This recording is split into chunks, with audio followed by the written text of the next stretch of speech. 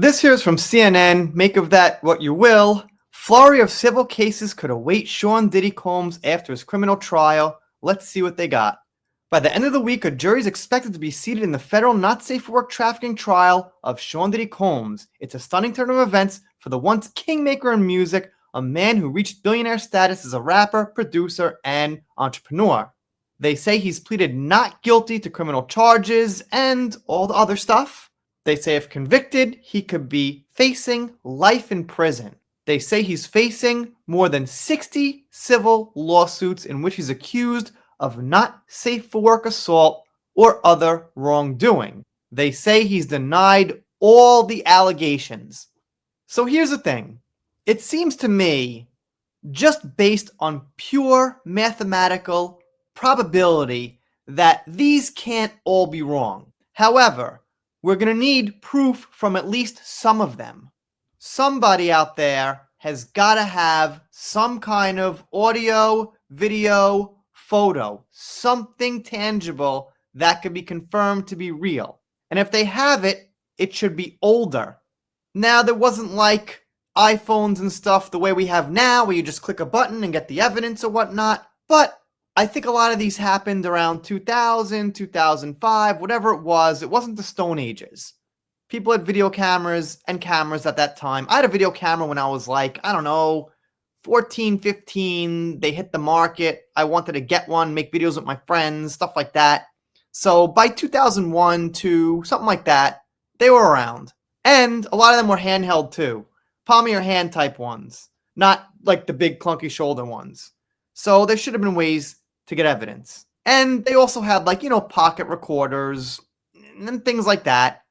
Attorney Andrew Van Arsendale, who represented 37 individuals who already filed civil claims of not safe for work assault against Combs, told CNN in an exclusive interview that he has more than 400 new potential civil claims. That is a lot.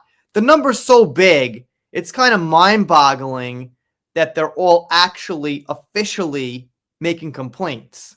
I mean, to think they're all looking for a cash grab is unbelievable.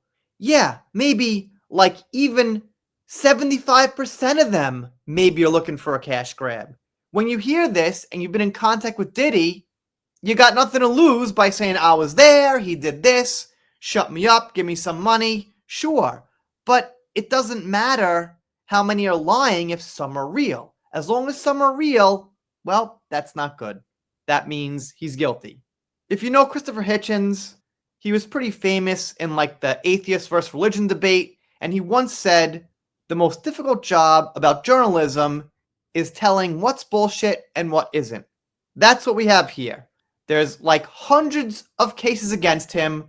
All we got to do is figure out which ones are bullshit, the money grab, and which ones are real. And there you go. But here's the kicker. They say after this criminal trial, those civil claims will be filed. So even if Diddy gets off clean from this trial now that started in early May, he's going to have another one coming up with civil cases. The lawyer claims, once again, that because of Diddy's power, the people were scared to speak up, which is reasonable. I mean, I get it. That's true. Put yourself in their shoes for a second. You're this regular person making regular salary or whatever, and this is done to you by some huge megastar billionaire. If you say something, it's a risk. I get it. But I would tend to think that, if it happened hundreds and hundreds of times, that wouldn't be the excuse for everybody. Obviously, that was Amber's excuse, but she spoke up, so I guess it wasn't true. But I digress. They say this lawyer works with cases against the Boy Scouts and the Catholic Church, things like that, and that, as you can see there, once this Diddy news hit that people were actually suing him and things and people felt it was safe, they got an influx of phone calls. Okay, probably. Actually, they say 27,000 calls related to Diddy, which is quite a lot. 27,000? All right, we shall see. Combs' lawyer struck back and called Van Arsdale an ambulance chaser. I guess meaning he's taken advantage of the fact this whole thing came out there to light, made this 800 number for people to call, and they did. But these are some big numbers we're playing with, so probability-wise, it would be weird if none were true.